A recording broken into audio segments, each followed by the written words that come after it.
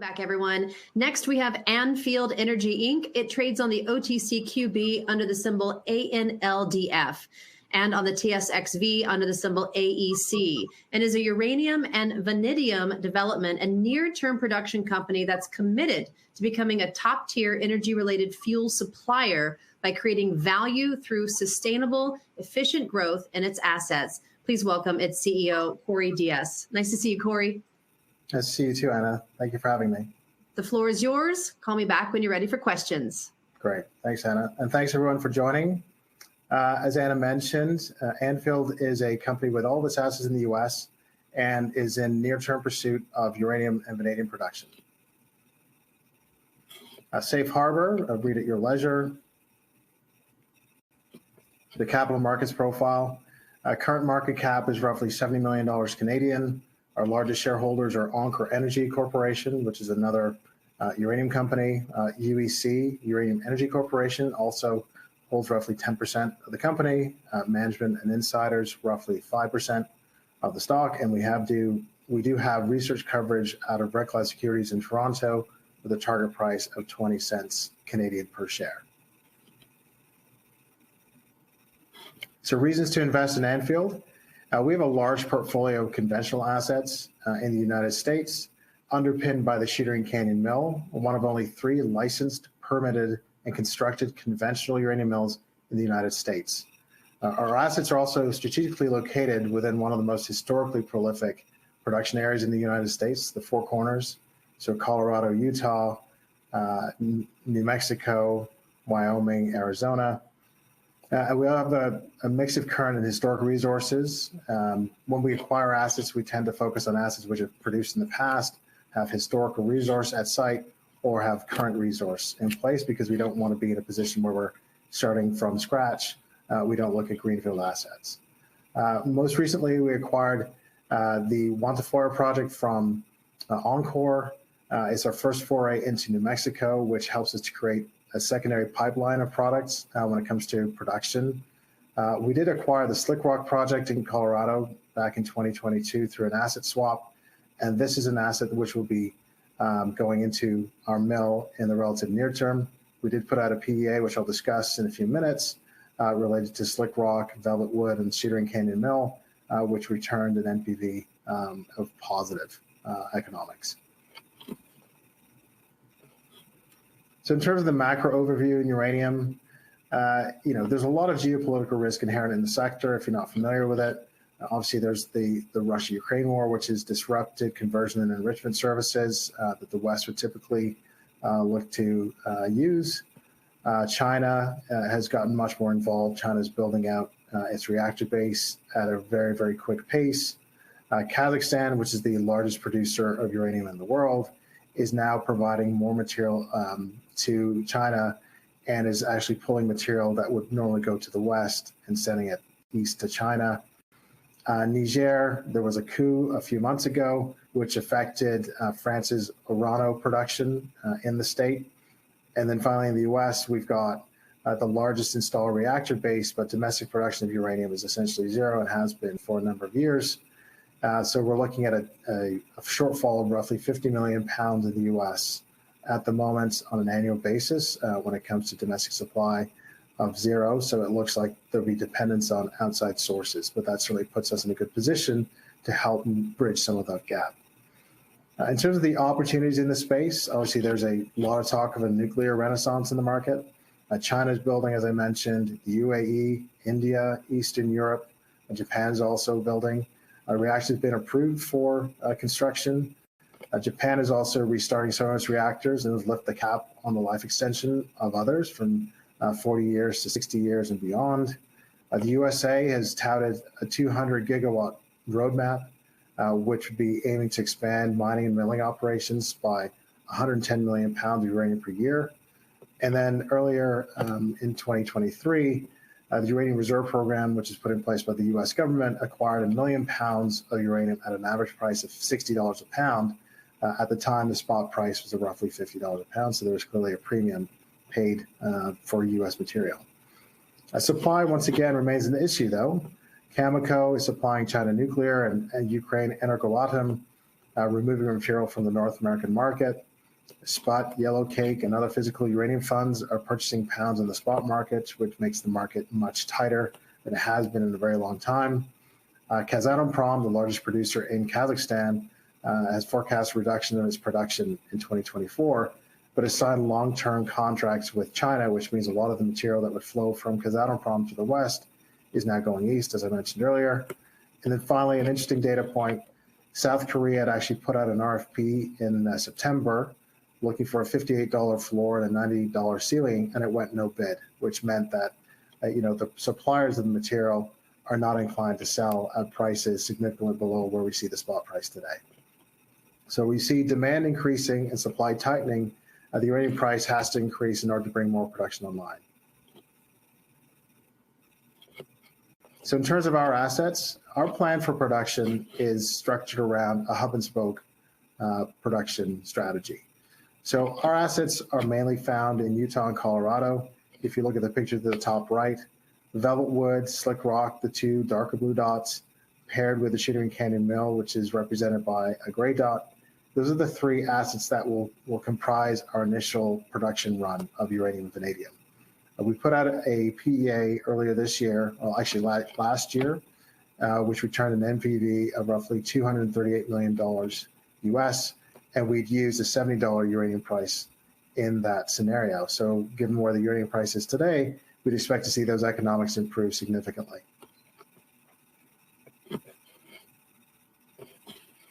So the core assets within our hub and spoke production strategy, you see the pictures to the right are actually the mill. So the mill from a close-up position and then a mill from a distance as it sits on a mesa. The Shooting Canyon Mill we acquired back in 2015. It's a 750 ton per day facility in terms of throughput. We also acquired the Velvet Wood project at the same time that we acquired the Shooting Canyon Mill from Uranium One, which is owned by Rosatom, a Russian state-owned agency. There's historic production at Velvet Wood, 4 million pounds of uranium and 5 million pounds of vanadium. The PEA that we did put out in 2023 included the Velvet Wood project and returned positive economics associated with that project. The West Slope project we acquired from Cotter Corporation, which is owned by General Atomics, a weapons defense manufacturer out of San Diego. It represents 9 uranium and vanadium mines. We did put a resource out in 2023, which showed 5.4 million pounds of uranium and about 27 million pounds of vanadium on 4 of the 9 mines. And then historic resource related to the other 5 mines of roughly 4 million pounds of uranium and 20 million pounds of vanadium. And then finally, Slick Rock, which was acquired through an asset swap with Uranium Energy Corporation back in 2022. We have a resource of roughly 8 million pounds of uranium and about 47 million pounds of vanadium. This asset, alongside Velvet Wood and Slick Rock, comprised our PEA, and we're currently putting together a drill program for Slick Rock to move some of those inferred resource into an M&I category. And so the aim is to have Slick Rock and Velvet Wood available to us, within 18 months, and then have the mill up and running within 24 months. So our secondary pipeline acquisition, we made this acquisition in July of 2023. We acquired the Marquez Juan-Tafoya project from Encore Energy for roughly $16 million. It's the largest single uranium asset that we have within our portfolio now. It's our first foray into New Mexico. There's a historic PEA on the property, returned an NPV of roughly $21 million at a $60 uranium price. The sensitivity analysis shown in the PEA said that at $70, the NPV actually moved up to about $73 million. So we know that there's significant upside as the uranium price moves up, so it's heavily leveraged to the uranium price. This will form the basis of our secondary pipeline. As I mentioned, our initial pipeline is centered around the Shooting Canyon Mill in Utah, Velvet Wood in Utah, and our Colorado properties. And once we've depleted those assets, then we would look to move to Marquez Juan-Tafoya down the road. So in terms of our steps to production, we did engage a group called Precision Systems Engineering to outline a mill reactivation plan. And our plan is to actually increase the size of the throughput at the mill from 750 tons per day to 1,000 tons per day. We're going to move the mill license from its current standby position to operational. And the economics that I mentioned related to Velvet Wood, Slick Rock, and Sheetering returned an NPV of $238 million at a price of $70 per pound. And then we're actually adding a vanadium circuit to the mill in order to capture a lot of the vanadium that's coming out of our projects in Colorado, especially because they're essentially vanadium mines as opposed to uranium mines. So they are 1 part uranium to about 5 to 6 parts vanadium. Now, our midterm plan is to incorporate the West Slope project that I mentioned earlier that comprised 9 mines on which we put resource for 4, and then we can add economics to those 4 resource and incorporate them into an updated PEA. We did also acquire 12 other leases, DOE leases in Colorado about a week ago, and those would also be included as part of our midterm production plan. So we have 21 of the 31 DOE leases that are available in the state. So it provides us with a fairly large pipeline from which we can continue production. So those will likely also be included as part of an updated PEA.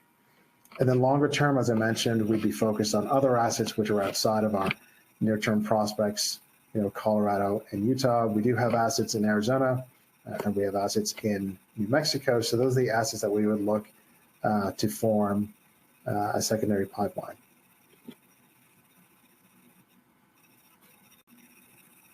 So the Velvet Wood project, this is a bit more detail related to the asset. We bought this in 2015 from Uranium One. This historic production, as I mentioned, relatively high grade for the US, 0.46% U3O8. And then there's plenty of infrastructure in place, access to paved roads, grid power, about 125 miles away from the mill, existing decline and a portal from which we can access the underground workings. We're currently working on a plan of operations here and environmental studies. As I mentioned, we plan to move Velvet Wood forward along with Slick Rock in the next 18 months to be prepared for production once the mill is up and running in roughly 24 months. The West Slope project. I mentioned this was acquired from Cotter Corporation in 2018. Consists of 9 DOE leases, the Department of Energy leases. There's production from site, 1.3 million pounds of uranium, 6.6 million pounds of vanadium, so roughly 1 to 5 ratio, as I mentioned. Infrastructure in place, open pit, underground stopes, affiliated infrastructure, road and power access. You can see the pictures to the top right. That is one of the mines. That's the JD8 mine. You can see that there are rail lines going into the mine. There's equipment at mine site. There's ore readily visible at that door. And so you can see that these things are relatively low cost to get back up into production. The mine to the bottom left is actually our JD7 open pit mine. So you can see that there's certainly, there's certainly room for us to get in and start doing some work relatively quickly. The Slick Rock project, this was acquired through an asset swap with a UEC back in 2022. We traded all of our ISR-related projects in Wyoming for the Slick Rock project hard rock asset in Colorado. There's existing shafts here too, portals and workings at site with road and power access once again. And our aim is to ship material from Slick Rock to our mill along with the material from Velvet Wood. You can see that the picture on the top right, the green shape represents the Slick Rock project. The blue shapes represent our DOE leases, or a handful of our DOE leases, which shows how close these properties are, and certainly could provide some economies of scale when we look to actually create a mine plan in the area. We can potentially mine from all and ship to the mill. So peer comparison. You can see that our company is represented on the far left, AEC. You can see the market cap. This is Canadian dollars, roughly $71 million at the time of this presentation was put together. The next 4 companies to the immediate right of Anfield represent those companies that have production facilities in the US. And so that's Energy Fuels, UEC, Encore, and Your Energy. You can see their market caps are significantly higher than ours. For example, Energy Fuels is roughly 20 times where we are today, if not more. UEC is significantly higher than that, 40 to 50 times. Encore is more than 10 times, and Your Energy is roughly 7 times. And so we don't think that that discount or that disparity is warranted. And certainly that we do have, a facility, a mill that's already constructed. We certainly think that we should be trading closer at least to our smallest peer, which would be 7 times where we sit today. But we certainly do believe that there will be a time when we will get recognition for the mill. The mill itself is not priced into our valuation. The mill is worth a lot more than $71 million.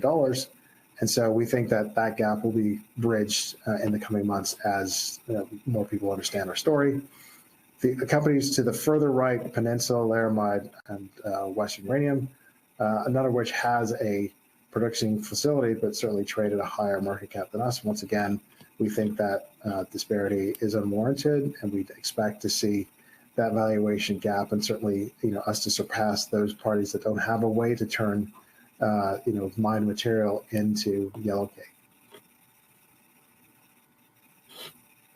Management directors, I'll skip myself for the moment. Ken Mashinsky, someone who joined the board back in 2022. Ken was the president of Cotter when we acquired the Westlope properties. Ken has been in the nuclear industry for over 30 years with General Atomics, has run Quasar Resources, which is an Australian-based subsidiary of General Atomics, producing 5 million pounds per year of uranium. Sat on the board of the Honeywell General Atomics ConverDyn partnership. ConverDyn is the largest converting facility in the United States, and has served in a number of different roles, doing work on the nuclear side, both in UAE and domestically.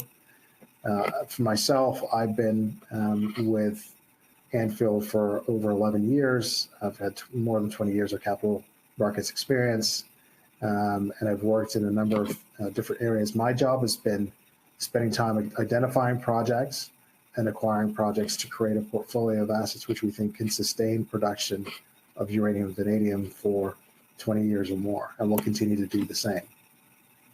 One last person on this page I'll mention is Josh Gleek. He's also another co-founder of the company alongside myself.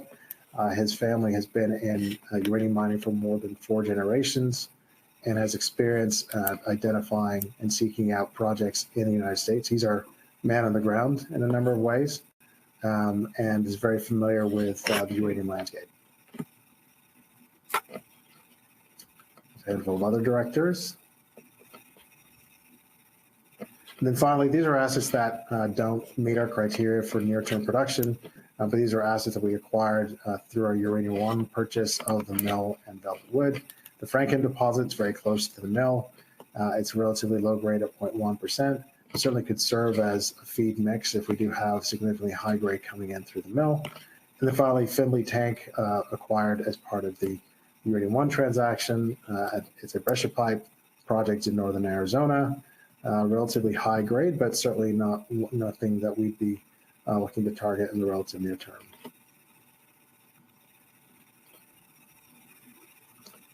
And that's it. Any questions?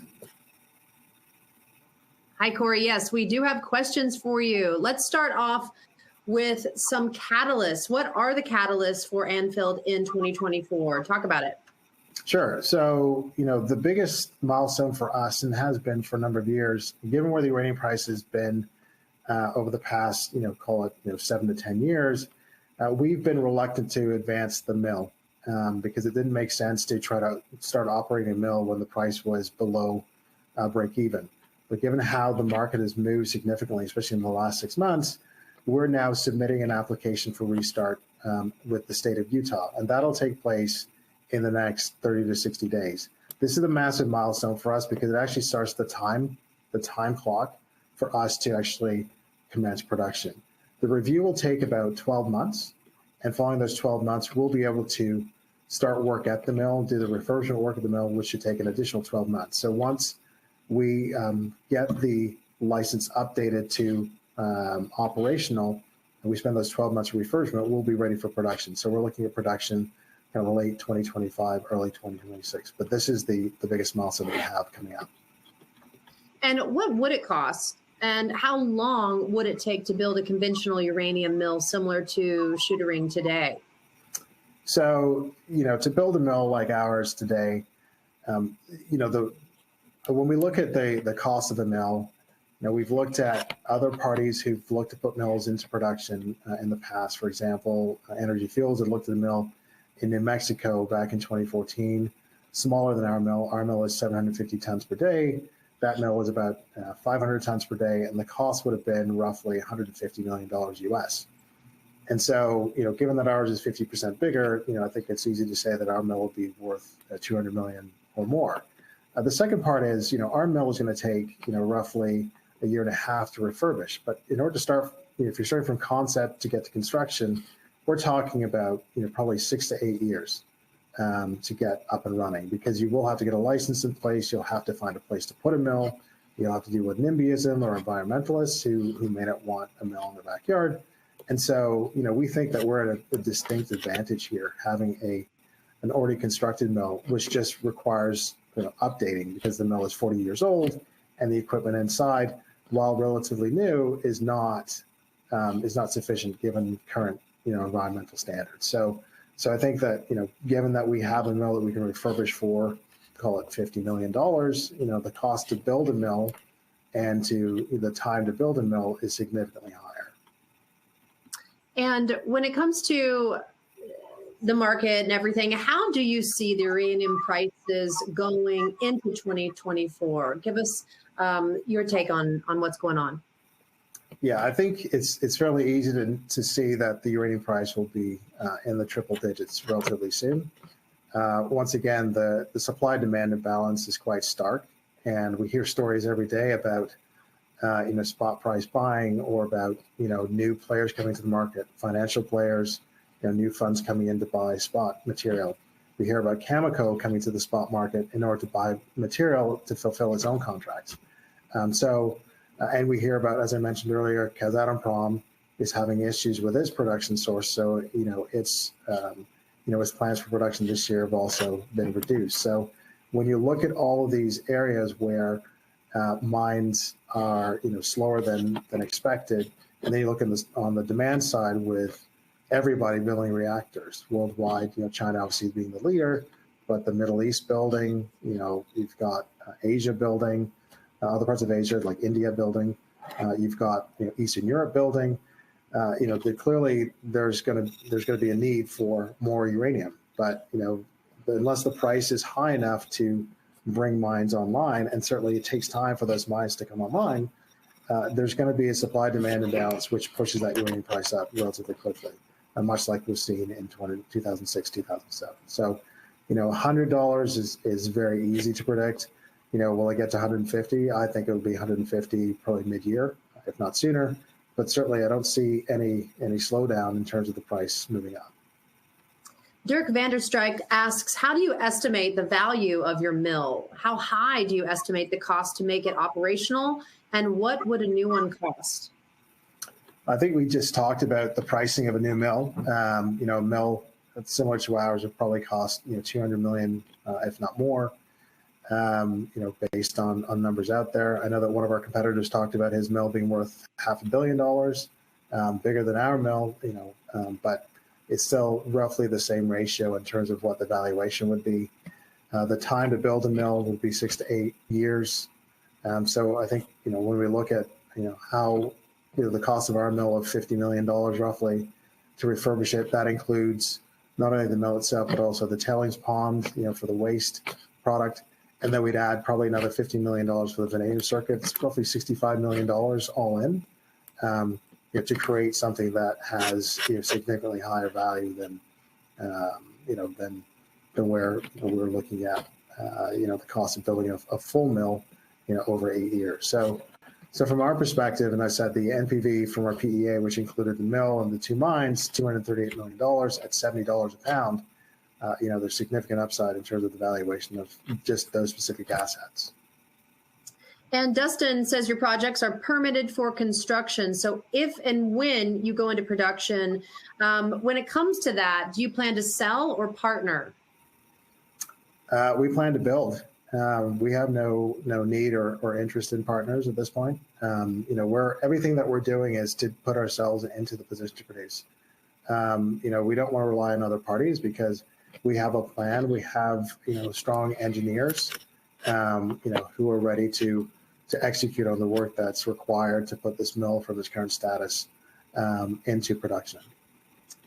And Marion Nash says, in case you missed it, when do you expect your initial production run to start? We'd expect to see production in late 2025 or early 2026.